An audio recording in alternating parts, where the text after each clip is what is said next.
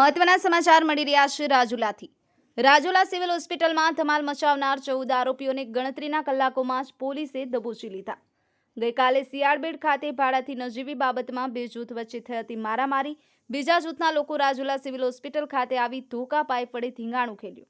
વકીલ સહિતના 6 લોકો પર હુમલો કર્યો હતો। પોલીસે તમામ આરોપીઓને ઝડપી પાડી ડિસ્કવરી પંચનામું કરાયું હતું। પોલીસ કાફલાના ચુસ્ત બંદોબસ્ત વચ્ચે ડિસ્કવરી પંચનામું કરાયું। હાલ તમામ આરોપીઓને પોલીસે ઝડપી લઈ વધુ તપાસ હાથ ધરી। 3 પોલીસ સ્ટેશનમાં આરોપી વિરુદ્ધ અલગ અલગ ગુનાઓ નોંધાયેલા છે। Virjibhai Siyal, Mahadev Times News, Amreli.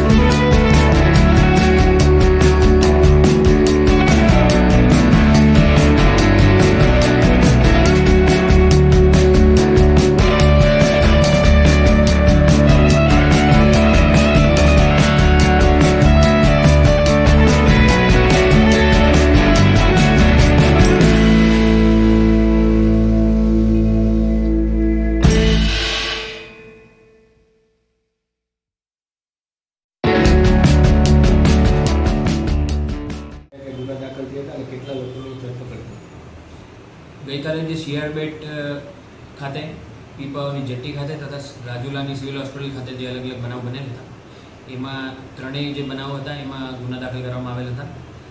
જે ગુના છે એમાં જાફરાબાદ મરીન ખાતે 115(2) મુજબનો ફરિયાદ લેવામાં આવેલ હતી।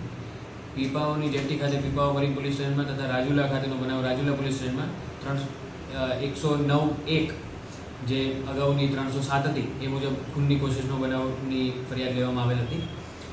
આના જે આરોપી છે એ બધાને અટક કરવામાં આવેલ છે અને એમની અત્યારે ઇન્વેસ્ટિગેશનની તથા પંચનામા કરવાની પ્રક્રિયા અત્યારે ચાલુમાં છે। કેટલા આરોપી? કુલ 14 આરોપી પકડવામાં આવેલ છે અને અત્યારે એમની પૂછપરછ તથા આગળની ઇન્વેસ્ટિગેશનની પ્રક્રિયા ચાલુ છે।